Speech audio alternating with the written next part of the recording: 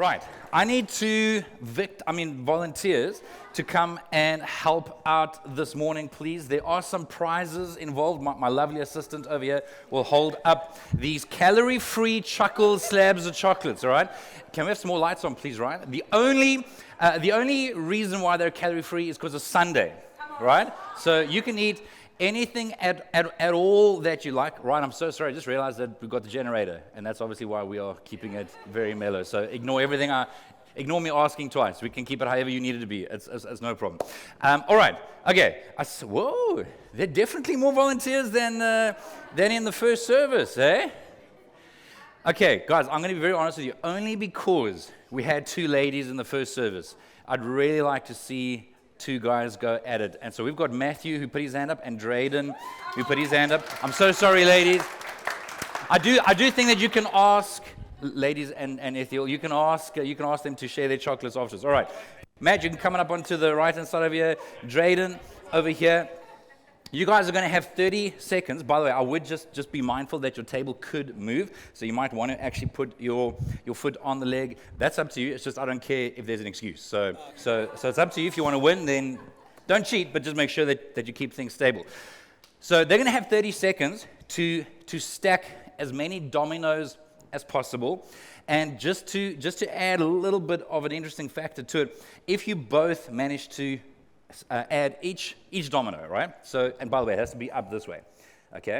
Like that. So not like that. That's easy. Like that. If both of you manage to put up all 12, then whoever's got the longest train will get the bigger chocolate, right? So there is a smaller chocolate. I don't know why I'm looking at Matt as I'm assuming you're going to lose, because you're not. I mean, I'm sure you're not going to, right? There is a bigger chocolate, there's a smaller chocolate. So we're going to have a 30-second clock that's going on behind us. Do you both know what you're doing? Any questions? I mean, you can move these however you want to out of the way. Let's not give Drayden a head start. They've known each other since they're very young, so they're good. All right, let's hit it, guys. 30-second countdown starting in 3, 2, 1. Hit it. Remember, you want as far apart as possible. I feel like they're going to both have all 12 up very quickly. Then they're going to have to start moving. Oh! I spoke too soon. Yo. 15 seconds left. Okay, wait. Just, oh! Matthew, you got...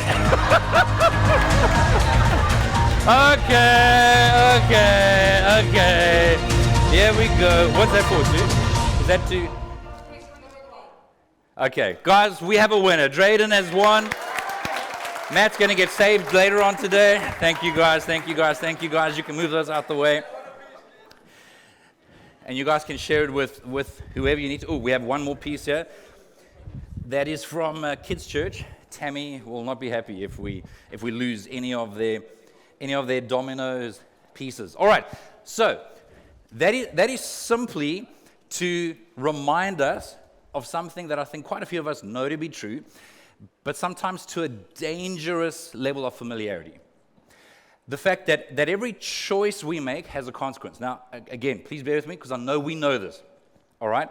But I want us to just try and apply our minds a little bit in the context of choices that we're making in our lives, especially where they are recurring choices. I realize that all of us face unique choices from time to time, and it may be a pretty dramatic choice or a pretty subtle choice, but what I'm more wanting you to think of, is where it comes to patterns and habits, relationally, financially, physically, in terms of our walk with God, how we approach work from a diligence point of view, etc.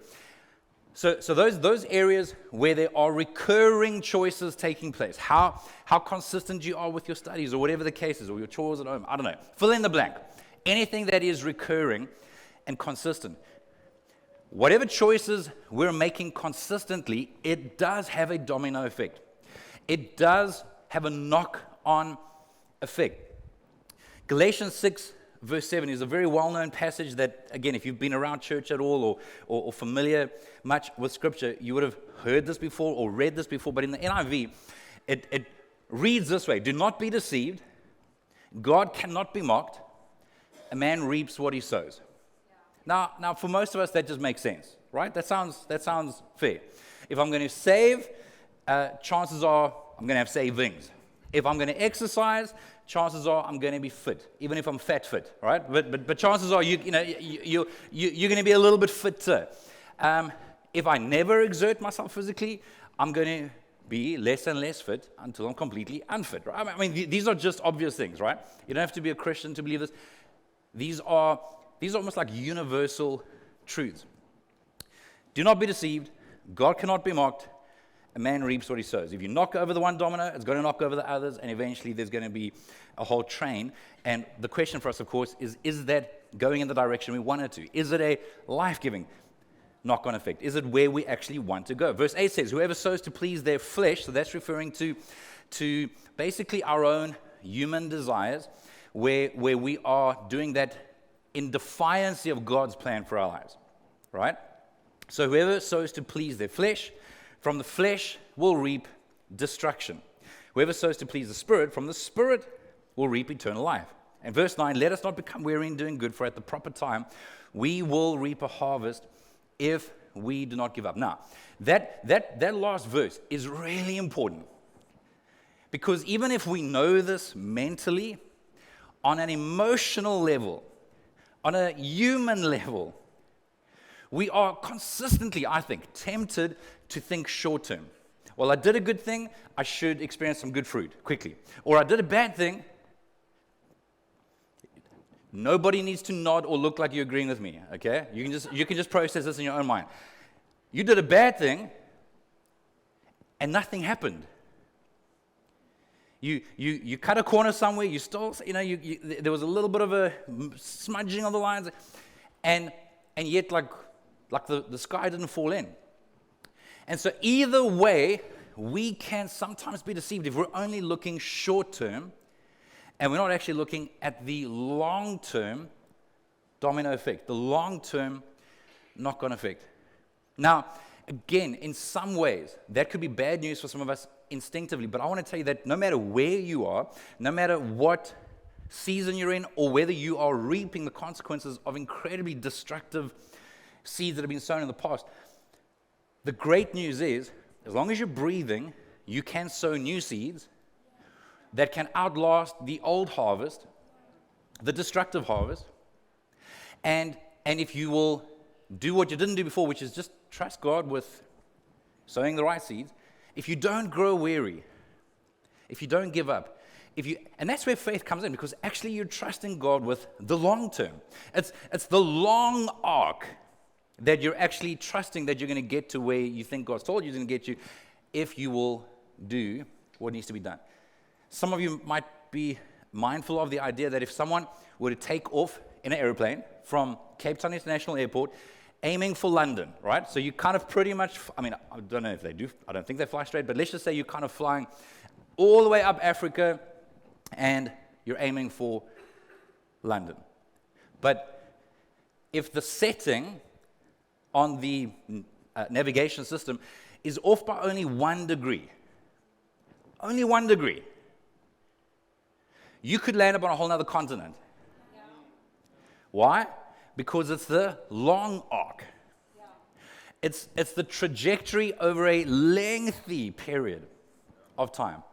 And again, I so deeply do not want people to be discouraged if you're like, well, Flip, I've been making a lot of bad decisions, so I'm in trouble. Again, that may be short term. But my encouragement to you is that you can make a change now. You may not be able to make a brand new start. You can make a brand new end, though. If you're still here and breathing, which would be weird if you're here and you're not breathing, let us know. The story's not finished. But it does take a certain perspective.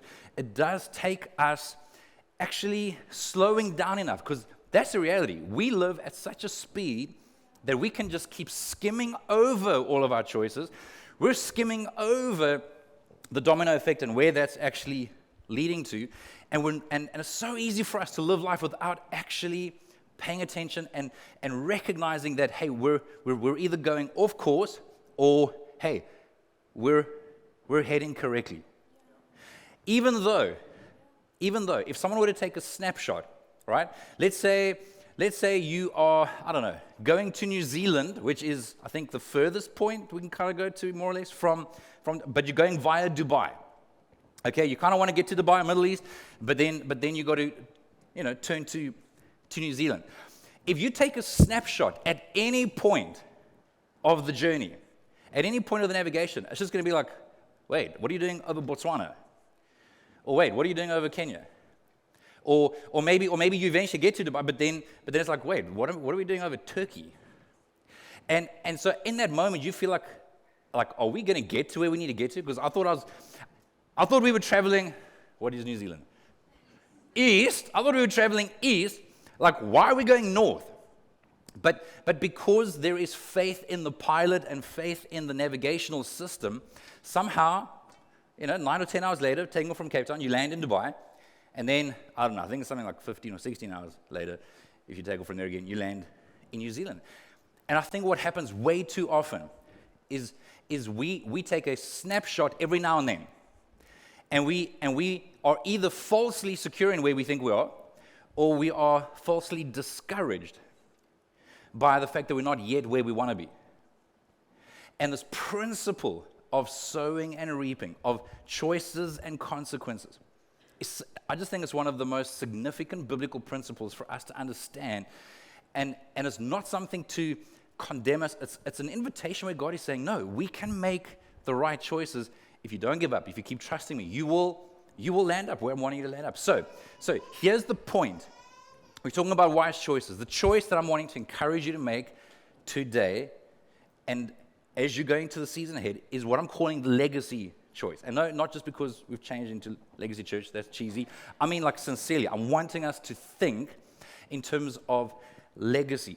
So if every choice has a consequence, then surely the way that we live our lives will determine the legacy that we leave. The question is not, will you leave a legacy? You will. The question is, what legacy will you leave? And do you even care? Which I'm sure you do. So we don't have it up on the screen. We don't have it on the YouVersion Bible Notes. We have it up on the wall so that as you leave here every Sunday, you will actually see this question of what legacy will you leave? Now, to clarify, this is not an egotistical question. This is not, will they speak highly of you once you're gone one day? Will they think that you left, your wonderful mark on history? I mean, it may include something like that, but that's trivial. That is superficial. That is fleeting. What I'm talking about when I talk about a legacy is the effect that you have on the people around you. If you're a great CEO, wonderful. God has entrusted you with the opportunity to form culture, to have a value system in the company, and to treat your employees in a way that is either life-giving or they're just pieces of machinery. And whether or not you ever get written about in some article or some piece of history or some magazine, the legacy that you leave is how you look after and treat your employees. If you have family, if you're married, if you have children, or whatever the case is, when I'm talking about legacy, I'm talking about whether or not you're passing on some of the legacy that you've inherited, which may or may not be painful and destructive. And whether or not you're passing on life and hope and love and joy and peace and patience and self-control. God, I honestly believe, entrusts us in part. So amongst other things, He entrusts us with our lives in order to actually pass on a life-giving legacy. Now, this might sound like a bit of a strange question, but I want you, in fact, just close your eyes for a moment. This may be hard for you to discern in a rush, but if you're thinking of the domino effect, if you're thinking of the idea of sowing and reaping, right now, is there a single choice? So a single domino, a single habit. So again, we're talking from a choice point of view, more in the sense of recurring. Is there a single habit that if that alone were to change, it would help improve or increase the legacy that is inevitably oozing out of you to those around you? is there a single... Now, this could be as weird as getting some more sleep. I say weird because most people won't think of that as being spiritual or something highly significant. Yet, for many people in the 21st century, that's one of the most significant shifts. Or maybe it's what you spend your disposable time on in terms of reading or watching or scrolling. For someone else, it may be the people that you surround yourself with, and not on a superficial level, but in terms of who you allow to influence you. That alone could be a significant shift that'll have a domino effect. And the choices we make determine the people we become. And the people we become, for better and for worse, will determine the legacy we leave. Agreed? Yeah. You can open your eyes. Simple, right? I know this isn't terribly profound, everybody. Our challenge, this is my burden, and I mean like serious burden, is that I don't think, for the most part, our biggest obstacle is one of information or understanding. I think our biggest obstacle is how we live. It's the practices that we put into place. And so even though the idea of sowing and reaping, the idea of the dominoes could be on a principle level, yes, that's true, but on a practical level, how I live will far more determine whether or not I get to experience the life of Jesus, whether or not I get to experience the love, the joy. I can believe in joy. I can believe in Scripture. In Philippians 4 verse 6, it talks about me being able to experience a supernatural joy that is beyond understanding. It's in spite of circumstances. I can believe that academically, but if I'm living in a way that continues to feed anxiety and stress, and I'm feeding my body with toxins, and I'm hanging around people. Nowadays, we don't even have to hang around people. We just have to hang around with people. Yeah. Right? So if 90% of the influence on my mind and my emotions and my heart is on a screen that is constantly feeding insecurity, comparison, destruction, anger, corruption in the government, how am I supposed to experience peace? I believe in peace, but I'm not experiencing peace, and I actually believe that the life that Jesus invites us to, if we will follow him, is not just to think something or to believe something academically. It's to actually experience his love, his joy, his peace, his patience, his kindness, his gentleness, his self-control. So, one more passage of scripture that I want to bring your attention to. It's found in Hebrews chapter 12, verse 1. It says, therefore, since we are surrounded by such a huge crowd of witnesses to this life of faith. This is referring to the people that the author of Hebrews has just been writing about in the previous chapter, Hebrews chapter 11. All these great heroes of faith. Some of them got to see great miracles. Others got to only see great miracles after they died. That alone should give us some perspective. So Moses led Israelites through the Red Sea while the Egyptian army is barreling down on them. But then Hebrews 11 also says that there are others that were sawn in half. And it wasn't a magic trick. Like they lost their lives. But the passage says that they consider themselves to be aliens, as in foreigners, living in a foreign land. They knew that this wasn't home. And so their perspective was, home is in eternity. Whatever that means, whatever that looks like. So since we are surrounded by such a huge crowd of witnesses to the life of faith, let us strip off every weight that slows us down. Not the weight that we'd all like to strip off. I mean, like baggage, right? That slows us down, especially the sin that so easily trips us up. Please let me just highlight very quickly that too often we are concerned with the hectic, obvious, blatant stuff. You should be. I'm just saying, too often we settle for that. Like super hectic moral issues and blatant sin. Sure. It's not that we shouldn't care about that. I'm saying we're aiming way too low if that's all we're... is this really sin? Is this really such a big issue? And I just feel like God is saying, no, yes, but don't only avoid stuff that's obvious and destructive. I want more for you. I want you to choose what is life-giving. If you're a parent, you should not be satisfied with simply your kids not landing up in prison. What I mean by that is, hey, you can do whatever you want with your life as long as you don't commit a crime. Is that really the bar, the standard of satisfaction that we're going to have for our kids? The answer is no. Okay? If you love your kids, you don't just want them to not do stupid things and destroy themselves. You want them to be whole, healthy, contributing, participating people that have a level of resilience, that can carry weight, that can be healthy, contributing members of society. There's so much more that you want for them, right? Yeah. So, guys, why would God want anything less for us? So when he says, not only should we get rid of the sin that trips us up, he's like, also the weight that slows us down. And then, this is important, let us run with endurance the race God has set before us. And I can't help but think that too often a message, an impression has been given to people that want to follow Jesus of it's just a couple of quick silver bullets and boom.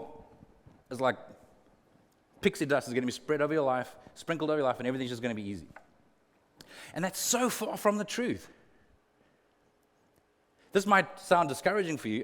I don't want it to be. I want you to have perspective. Life will not be easy. A lot of the time. Maybe even most of the time. And it's not like you have just to be honest with you, you are seldom going to have great seasons and horrible seasons. There are more horrible seasons and there are better seasons. But a lot of the time, you're going to have blessings and burdens. There are going to be elements where it's like, wow, it's so much easier for me to see God's kindness and goodness here. And then, I feel like I'm really taking a strain here or battling, or I care about this person that's suffering, they're making bad choices, and you're burdened by that. It's very rare that you're just going to have a good season or a bad season. I think the longer you live and follow God, it's just a matter of, is there more challenges this season or less challenges? Does it look like you're winning the lot? Is everything just working out for you this season, or a little bit less than normal? But still, you keep persevering. We need to run with endurance the race that God has marked out for us. And the reason I'm emphasizing that is because we're not going to leave the kind of legacy that actually matters if we're not willing to endure. This is low-hanging fruit, so forgive the illustration. But, if a parent abdicates and runs out on his or her kids, that lack of endurance, marriage, that's a whole nother, I know that there's so many factors and there's enough condemnation for people in that area, but I'm just saying, regardless of that, when a parent decides to basically give up on their kids and not to be a part of their lives anymore, that's an endurance issue, and that has a knock-on effect, a domino effect, that has a very strong legacy impact. And unless we choose to break that pattern and to change that trajectory. So yes, maybe your parents, your grandparents, your great-grandparents, maybe there's been this thing of passing on from one generation to the next generation of we only do what's easy, we only do what's convenient, we don't persevere, we don't endure challenges, we don't stick with one another for a lifetime because that's like you're my kid or you're my spouse. Or whatever. You can change that if that's the legacy that's been passed on to you. Maybe that is part of maybe you're reaping a harvest that your family lineage has sown, but you can sow a new set of seeds that can produce a new harvest. We have to run with endurance the race that God has marked for us. Then the author goes on to talk about we do this by keeping our eyes on Jesus, which I know might sound very like, okay, that's correct, tick, that sounds like a good Sunday school thing to say, but again, it's so much deeper than that. It's actually nurturing that healthy, life-giving relationship with Jesus where he keeps encouraging us when you're going through challenges, where he keeps giving us perspective, where he keeps reminding us of how loved we are, where there's even just that whisper of, just carry on. Yeah, but I've tried and I've done and nothing. Just carry on. We're keeping our eyes on Jesus on a relational daily level, but also as the one that set the example for us. He modeled for us, is what this passage is referring to, how he was misunderstood, falsely accused, ultimately betrayed. And none of that was deserved. Now, I don't know about you, but there are times where I really struggle with being misunderstood. It's one of my deepest shadow side things that I've got to that I've got to guard against reacting to being misunderstood. I don't want to be misunderstood. Like, it's a deep issue. Some of you maybe don't care. I care a little bit too much. And it's something that I've got to actually guard from a spiritual point of view. I look to Jesus. He was okay being misunderstood. His identity and security was not in whether or not everyone understood and approved and agreed. It was in his Father. So I look to Jesus. That's the example. When I feel like I'm all alone, when I don't like the current journey I'm on, and I feel like this is a little bit rough, this is a little bit unfair, you look to Jesus. And you're like, okay, if Jesus could say to the Father, if there's another way, like now's the time. And he prayed that 3 times in the garden before he was arrested. That encourages me, saying, okay, it's okay to feel certain things because I'm keeping my eyes on Jesus. He's my model. He's an example, and he's certainly an example of perseverance. It goes on in verse 15 to say, kind of in the second half, my child, don't make light of the Lord's discipline and don't give up when he corrects you. He's saying that if you're going to persevere, if you're going to run the race with endurance that God has marked out for you, there's going to be correction. There's going to be discipline. Discipline's not a dirty word. It's not against the law. In fact, if you love your kids as a parent, you're going to correct them and discipline them age appropriately. Way too many parents try and do what, for their kids when they're teenagers, what they should have done when they were small, and they give them all the freedom when they're small that they should be increasingly giving them as they become teenagers and young adults. That was for free.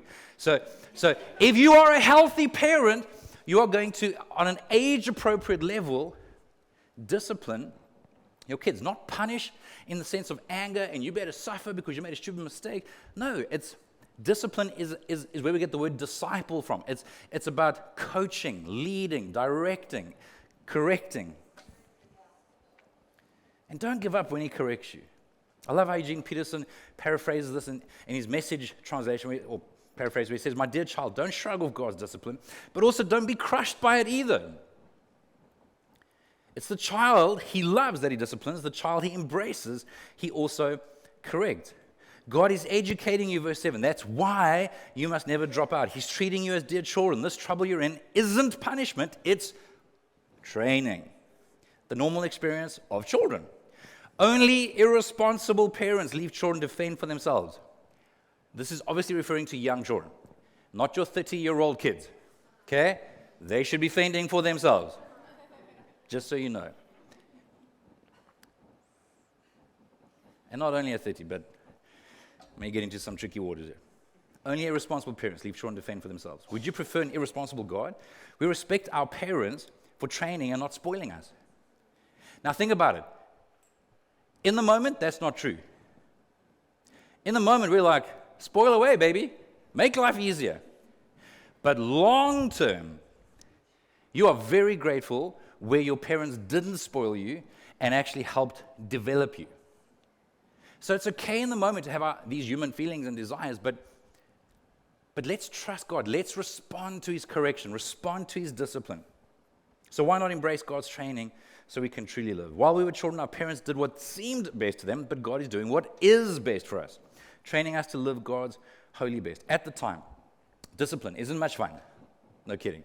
It always feels like it's going against the grain.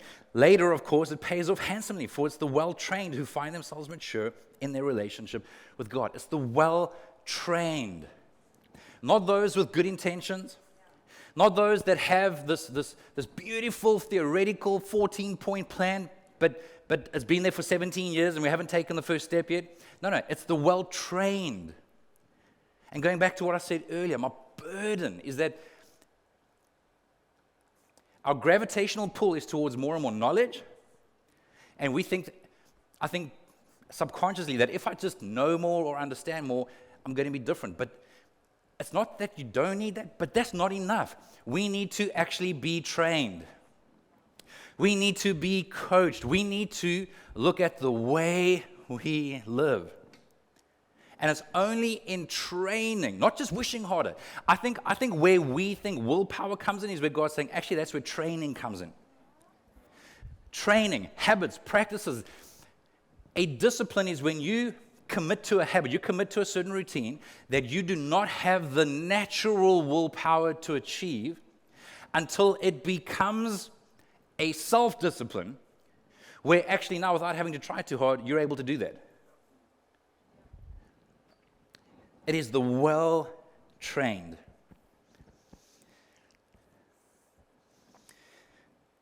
In verse 12 of Hebrews chapter 12, in the New Living Translation, it says, so take a new grip with your tired hands and strengthen your weak knees. Again, you can hear that the author is representing God as our Father. He's not saying, oh, shame, your hands are tired. He's got an Aussie accent all of a sudden. You know, your hands are tired, mate. Yeah, shame. Shame, Sheila. It'll be all right. Yeah, too right. He's not saying, oh, shame.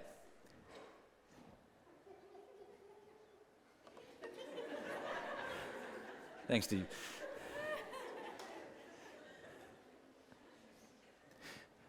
I don't know about you, but when I'm tired, I don't feel like someone's saying, hey, take a new grip with your tired hands. I'll tell you what I want to do with my hands. I want to take a new grip.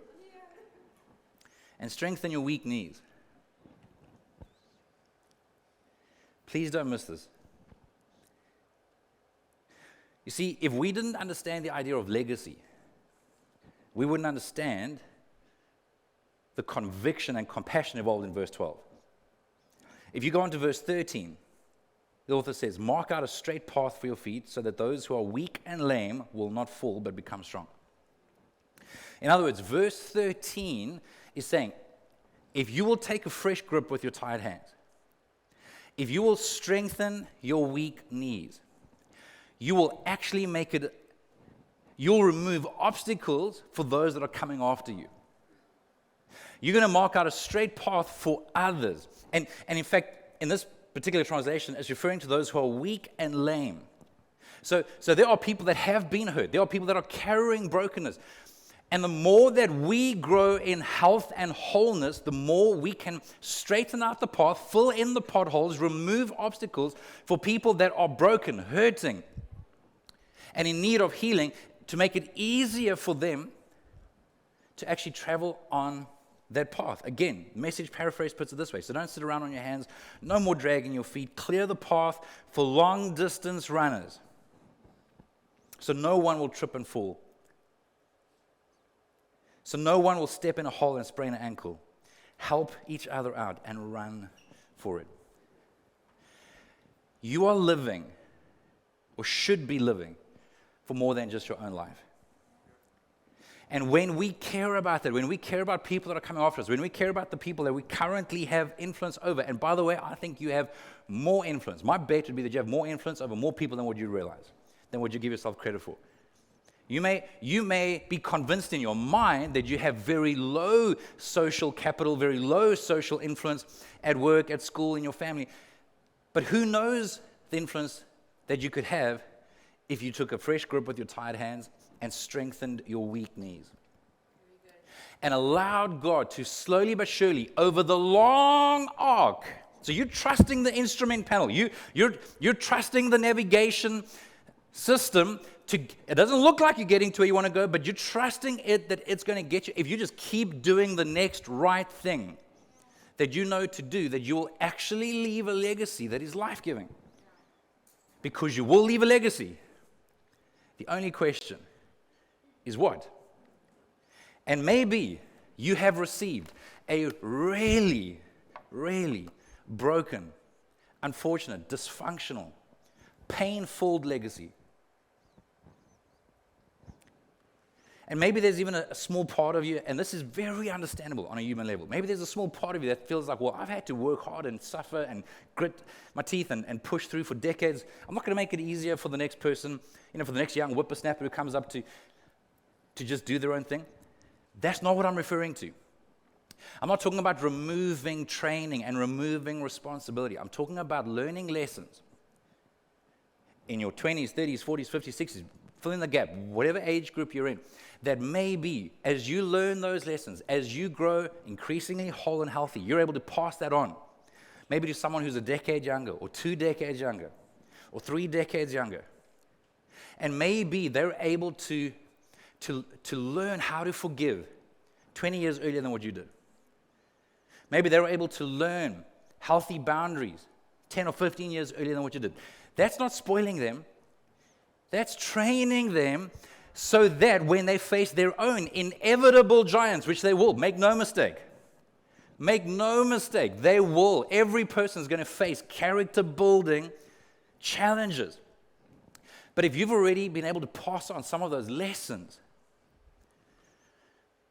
who knows how much further they can run than you or I, how much more they can build than you or I. I am desperately grateful. I have both my mother and father in the service at the moment. I'm desperately grateful that both of them didn't just reproduce what was passed on to them by their parents. Are they perfect? Far from it.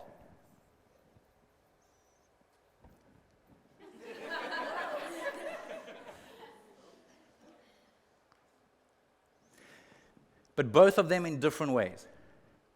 So my father was abandoned by his father. He never abandoned us. He stayed present. He worked hard. He taught me a work ethic from the youngest age. He modeled that. My mother was literally rejected by her father because of a single choice that she made. And he said, if you do that, and it wasn't a moral issue, it just wasn't his preference, you'll be dead to me. Until the day he died, he rejected her. Instead, she is the most loving, gracious, accepting, kind-hearted person I know. Has that helped me? Massively. Massively. Were there still gaps? Way too many to mention. And so I've had to fight my own battles and have to continue to fight my own battles, but I'm so grateful that those aren't battles I had to fight. And there are things that I didn't understand or receive in my teens or 20s that I think, by God's grace, we're passing on to our daughter, who's 18, by the way, today. Taylor Grace is 18 today.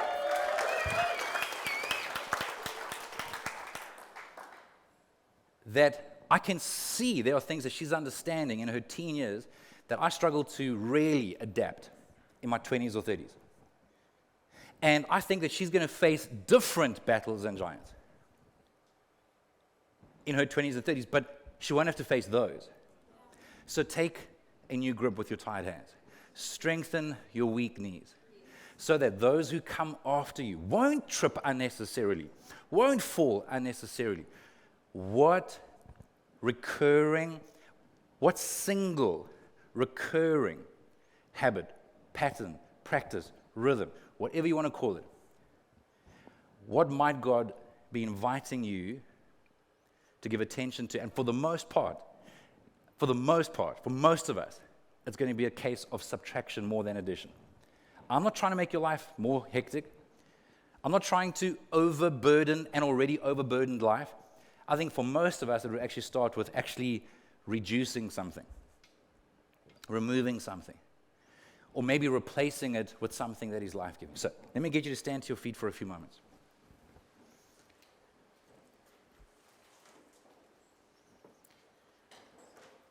I want to encourage you to close your eyes. And just as a posture of humility and surrender, if you're comfortable or willing to do this, to just open your hands. It's just a posture that says, God, help me not to miss anything that you might be whispering to me. God, is there a single idea? Is there a single practice, a single habit, rhythm, pattern that you're wanting to bring to my attention?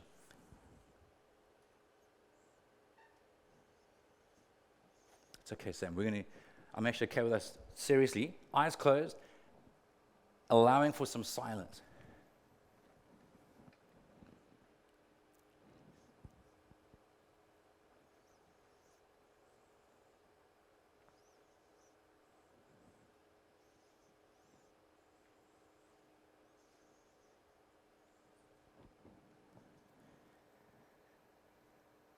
For some of us, it might actually be an area of discipline,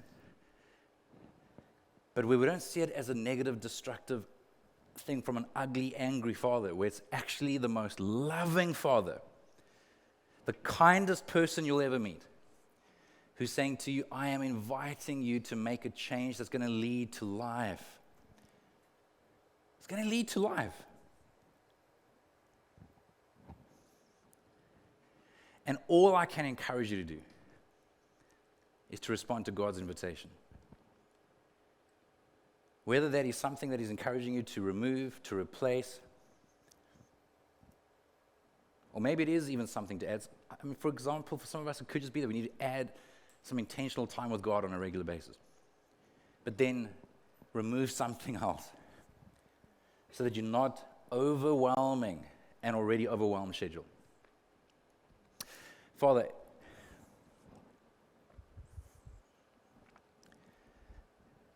in this moment, please, would you help us to know where it is your voice, your prompting, your whisper, your thought, where it's you that is making us aware of how much you love us, that we are noticed, that we are seen, that you care for us. And that is from that heart that you'd be inviting us to make a change. Just as your eyes are closed for a few moments, I'm just trying to encourage us to the heart of the one who would invite you towards a change or a shift. Just with your eyes closed for a few moments. I heard something recently about a mother who was standing on the side of a football game, and how she just kept cheering on every single team member. When they would make a great play, do a great move, she'd be shouting, "Hey, 52, I see you, I see you. Great job, 52. It wasn't her kid. Someone else does something, "Hey, 27, I see you. I see you. Hey, 18, great job, I see you."